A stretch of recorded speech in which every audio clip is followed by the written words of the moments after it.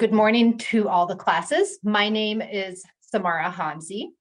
I work at Wisconsin's K-12 Energy Education Program, or KEEP, and that's located on the campus of the University of Wisconsin-Stevens Point. It's a program in the College of Natural Resources in the Wisconsin Center for Environmental Education. One of the important parts of my job is to help all students discover all the different ways that energy jobs and careers are available to them, and give you a chance to learn about them and think about if someday that might be a place you would want to work. All the grown-ups you're going to see here today work in the energy industry. I am an energy educator, which means I get to teach teachers and students about energy. One of my favorite parts about energy is electricity, because it's a really useful form of energy. We can use it to do all kinds of work. I want you to take a minute and think in your heads, what is one way you use electricity already today? In a moment, we're going to meet our readers, Darren and Hunter. They are line workers and work in the energy industry. Their jobs are to help deliver electricity to people's homes and businesses. We're able to have this reading today because a lot of people came together, and we're doing this in celebration of National Lineworker Appreciation Day. So it's really cool that these line workers get to be with us. Partners who've helped make this happen are the utility where the line workers work, WPPI Energy, which is one of the funders for KEEP. Other partners are the CISAs, and last year they delivered over 500 copies of this book that we're going to read to school libraries around the state. So you might be able to check this book out from your own library and take it home. Okay, let's go ahead now and meet our readers. I'm Hunter Dishler from Richland Center, Wisconsin. I'm Darren Malt. I'm from Richland Center, Wisconsin. Welcome. Thank you so much. So we're going to go ahead and get started with our book here. Great. So the title of the book, If I Were a Line Worker, and I'll go ahead and turn to the first page. Some cool tools. All right. If I were a line worker, I'd keep myself safe, wearing special gear. When up in my bucket, I'd have no fear. If I were a line worker, I'd climb up tall poles and work in the sky, wowing all my neighbors as they wandered by. If I were a line worker with my buzzing chainsaw, I'd trim up our trees so the electricity could flow through power lines with ease. If I were a line worker, when bad weather looms on the darkest of nights, I'd work super fast to keep on the lights. If I were a line worker, I'd ride in the bucket at parades and at the fair. I'd throw candy to friends and eat my fair share. I wonder if anybody's ever been to a parade and seen something similar to that. I know that I have. They often do throw out candy right after Halloween. If I were a line worker, I would energize homes, businesses, and downtown. Folks would be so thrilled, they'd give me a crown. Woohoo! If I were a line worker, I'd show off to friends my line worker skills, like playing it safe with wrenches and drills. I wonder, are you all safe with the tools you use? Oh yeah. Yes. I bet you are. We'll see that in a minute. If I were a line worker, when someone was in trouble, I'd clear a path to make way so the first responders could help save the day. If I were a line worker decorating downtown, I'd make spirits bright, lights, ribbons, and wreaths. What a wonderful sight. Yeah, it is fun to see all those decorations, especially when there's snow to reflect the light. If I were a line worker, I'd help out when needed in neighboring town. I'd restore the power, turning frowns upside down. Upside down frown. That must be a smile. If I were a line worker, I'd be a hero at work and at home to my kid, with big hugs and kisses for all that I did. Line worker gear. A line worker's number one job is to get home safely. The special gear keeps our line workers safe. Number one is a hard hat. That's what we have right here. This keeps us safe. Mhm. Number two is safety glasses that we wear every day. Oh, yeah, there they are. Hearing protection. Number three. Safety vests. Looks like you're wearing your safety vest right now. Yep, number four. And then flame resistant clothing, which we all wear every single day. Oh, I wonder if a student will ask about why you have to wear flame resistant clothing, because I don't usually see flames around electricity. I'm curious about that myself. All right, what's number 6? Number 6 is steel toed boots, Mhm. keep us safe. And number 7 is gloves. These are special rubber gloves so we can work with electricity every day.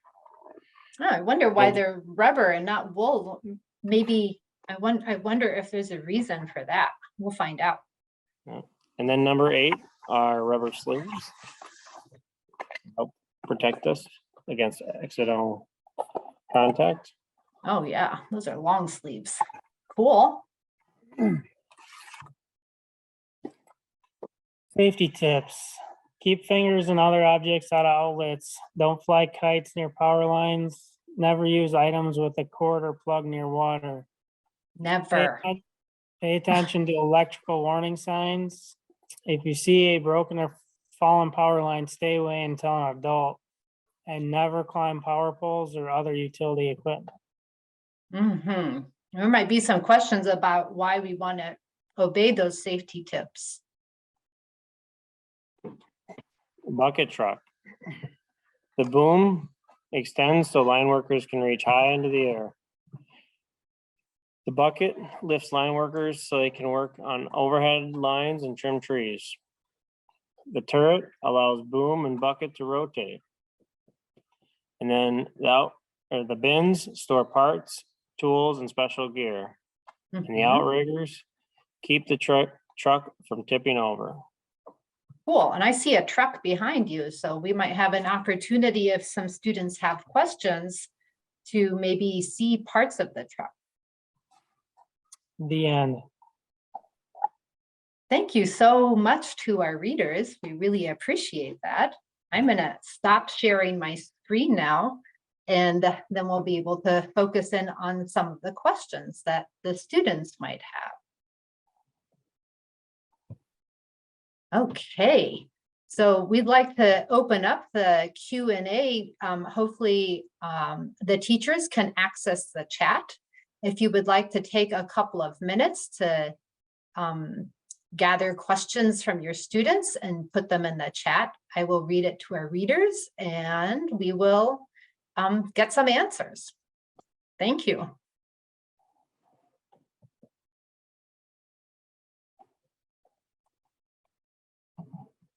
So these rubber gloves are insulated to electricity, so electricity can't penetrate them. So we're basically, we can touch it without getting shocked while we wear these rubber insulated materials. So these are special rubber gloves that we get, and they're tested every 6 months. How do you test a rubber glove, I wonder? We do an air test, so we inflate the glove like a balloon by rolling it.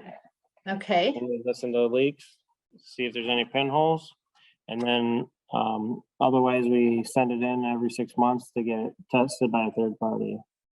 Oh, cool. It must be really important that if you have to test it that frequently. Yes. So we have a student question here. Is it hard to fix power lines? Asks Nolan, who's in 2nd grade. Sometimes, I mean, they're all different. Some are more difficult than others. Yeah. What makes a power line difficult? What are some things? Is it because it's really high or because it's really cold, or what are different things that make it difficult? Number of wires on it, and if it has a transformer, or just how much stuff's on the pole, I suppose. Yeah. What's a transformer? That wasn't in the book. I don't even think I know what a transformer is. So it reduces electricity. So like the power line's a high voltage, and then transformer steps it down to the voltage you use in your house. Is that something that a student could see if they look at a power pole? Yeah, they're big circular tubs that hang on the pole. Okay, so when they go outside and look at a power pole and look up, if you see something that's not the wires, that's like a big, huge circle and kind of tall, that's your transformer? Yeah, All right. Cool. We have Jackson in Altoona asks, why do you need the truck? It helps us get into different positions that we couldn't get to by climbing the pole, or sometimes climbing the pole just isn't safe because of the high voltage. So we need the truck because it separates us from a path to ground so we can work the power lines safely. Okay, so one of the things that trucks does for you is help you actually access the lines.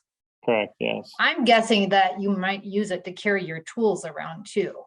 Mhm. Yeah, because we saw in the picture book that there are toolboxes that are on there as well, the cabinets.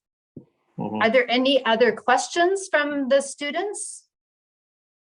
I think teachers might be gathering up some questions, so we'll take a moment here. I want to ask both of the readers. I see a question came in. I'll ask that in a moment. What is one class or an experience you had from when you were a student that you think makes you a great line worker today? And we'll start with Darren. I'm gonna go ahead and say math. Math helped me a lot with this job by calculating certain equations and stuff that we need for our schooling, and then on the job construction, it really helped. So you use math pretty much every day at work? I would say, yeah, yes. Yeah. And how about you, Hunter? What was one of your most important classes or experiences from when you were a student? I would also say math. I mean, we use it every day, and it's pretty involved with electricity. So, I mean, you implement it in a lot of different situations. And I want you to think back when you were in elementary school. Did you love math then? Definitely not. No. No, you didn't love math then. So you might discover as you get older, even if you don't like something when you're young, as you get older, you start to like it, and because you find that it's really useful for you. And in your case, it helps you make money and make a living, which is awesome. Right. Okay, we'll go back to student questions here. Why do you have the silver stripes on your coat? So like if you're working at nighttime and somebody is driving towards you with their headlights, I mean, it just reflects so people can see you easier. Okay, that's great. We have a question. Do you ever help out in other states? And that's a great question because we've been hearing about tornadoes that have happened and really been destructive in other states. So do you get to help out in other states? Yes, if there's a big enough storm and everything, and the weather here is good, we will go to other states and help out with tornadoes and disasters and stuff like that. Yes. Have you had the opportunity to do that, either of you? Yeah. I have, yeah. I've been Okay. to multiple different states, yeah. Okay, cool. Josie in Forest Park asks, how many people does it take to fix a power line? At least two. We never do a job without at least two people there, just in case something would happen. They have somebody there to assist or call 911. Right, because it is a dangerous job. It's like the buddy system we use in elementary school. We want to keep our friends and the people we work with safe. That's really important. Thank you. Heather was reminding me, my colleague, a student in Wabino asked how your boots protect you.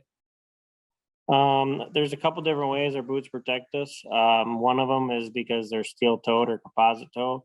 So if anything was to fall on our toes, they wouldn't get crushed and they wouldn't get hurt. And then another reason is they're electrically insulated boots. So in case we do have a shock, it'll help with the shock, as you won't get shocked as bad. Okay. There's a couple different reasons why we have to wear them. Okay, sounds good. Yeah, I mean, we all wear like, if I'm thinking about the students, they wear protection in winter time. They wear a coat and gloves and a hat and scarf to keep themselves warm. And now that it's getting warmer and we're getting our bikes out, hopefully everybody wears a helmet on their heads to protect themselves. So your job might not be to go and make money, but we all have to take measures to keep ourselves safe. Thank you. I don't see any other questions in the chat, but as the teachers ask students if they have other questions, I have another question I would like to ask Darren and Hunter. I want to ask them, why were you excited to read this book to our friends from elementary school today? I wanted to read to bring attention to our job, bring safety. So if you see a power line down, you can call 911 or have an adult call 911. Okay, thank you. Just to teach kids about what we do every day, and I don't think a lot of people even know we exist, so just to bring Okay. attention to us, I guess. Yeah.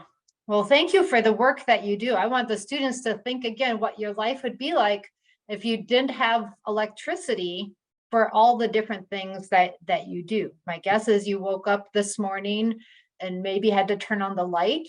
It's gotten cold again, so maybe you have heat in your house, and whether you have electric heat or you have gas heat in your house or even wood heat, there's probably a fan that's circulating that heat around your house or a pump that's circulating that. We need electricity to keep our houses warm. We need electricity for the refrigerator to keep the food cold.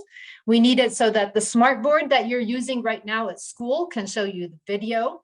There's all sorts of ways that we use electricity. Okay, back to our student questions here. They've had a chance to ask some questions. Riley and Altoona asked, why do you have to wear sunglasses?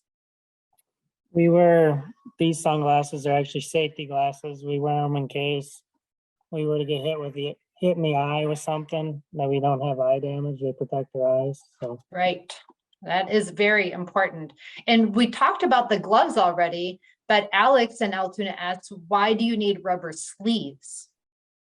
So we wear rubber sleeves. They go up to our shoulders, down to the inside of our gloves, and they protect us in case we accidentally touch a wire when we're working in energized compartments. What does energized mean? Energized means that when the wire is energized, so it has electricity running through it. Okay, so when there's electricity moving is when you might get hurt. So you have to be super safe. Yep. Madeline and Altoona asked, can your coats be different colors than the bright yellow we're seeing right now? yeah, they can. I have different colored clothing, but when you're working like out in the roadway, you're supposed to have high visibility, high vis on, so people can see you easier. Right, so there are lots of different jobs, and students should pay attention when they're traveling. If you're in a bus or in a car and looking outside the window, you'll see all sorts of different workers wearing that. So construction workers wear that, road maintenance workers wear that. The crossing guard when you walk to school is probably wearing high visibility, and our electric line workers also do that. We have a question here. Do you have special tools you use, and what is your favorite tool? Yeah, we do have special tools. We have electric hydraulic presses so we don't have to use our shoulders. So they help with shoulder injuries, and they make our job a lot easier. I would say that'd be my favorite tool, is a electronic press. Yeah. Do you have a favorite tool? I'd have Hunter? to say probably the wire stripper because it makes stripping the coating around wires a lot easier than using a knife, or it's just a lot easier, a lot handier. Okay, cool. I'm wondering, could we maybe take 3 or 4 minutes and we walk over to the truck, and you could show us your toolbox and Sure. maybe demonstrate a few of the tools? Yep. And teachers, you might want to have your kids look a different direction if they get get dizzy, because the whole computer is going to walk over with our readers.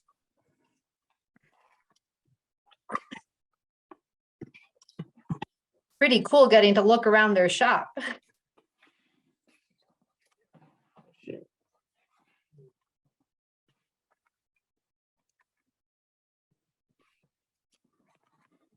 I think we lost our video here. Yeah, it looks like we might have, and I'm going to send you a request to start it. There we go. We're back online. That worked out nicely. Okay, so we're over at the truck, which is similar to the one we saw in the book. What are you showing us there? And remember to speak loudly so we can hear well, please. Yeah, so this is my favorite tool. This is our press. This squeezes electrical connections together. The old way is old wooden, call them pump presses, and they just really hurt your shoulders. So And that's does that have a rechargeable battery then? Yep, these are all Milwaukee rechargeable batteries, so they work very Okay, nice. that's cool. Yep. Here we have a low wrench, just like you have in your books. We use this to tighten up nuts on bolts and other hardware that we have on the poles. And then here we have a voltage tester, so we can test the voltage. So that's how you know if a line's energized. Correct, yes. Okay. Do you have to actually expose the wire so that you can see that there's electricity, or can you use that without stripping wires? We have to strip the coating off the wires in order to use this, yes. Okay. So, and then another tool that we have, this is called a line hose. We put this over top of the energized wires to protect us when we're up there working. So this is just like the same material as our rubber gloves, but we use this on the lines. Cool. I want to remind the students this summer, when you are out and about, if there's road construction, there's probably some utility line construction or upgrading that's happening. So look up and see if you can see that orange hose that's wrapped around, and you'll remember that they were shown to you today. All right. Any other questions from the classrooms here? I'm looking in the chat and I don't see any coming in right now.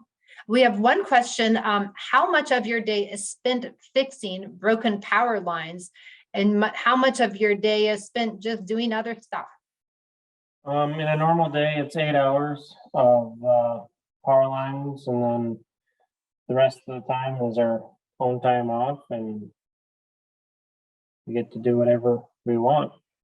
So are power lines, do power lines have to be broken for you to be working on them, or are there other things you do on power lines? Because we all see them, think of it like power lines come down after a storm, but is there other kinds of power line work you do? Yeah, so we do a lot of maintenance, older lines that have been in for a number of years. We go in and we put in new hardware and equipment to keep the reliability of the distribution system. Perfect. And as we finish up here, one question I maybe forgot to ask, or we just hasn't come up.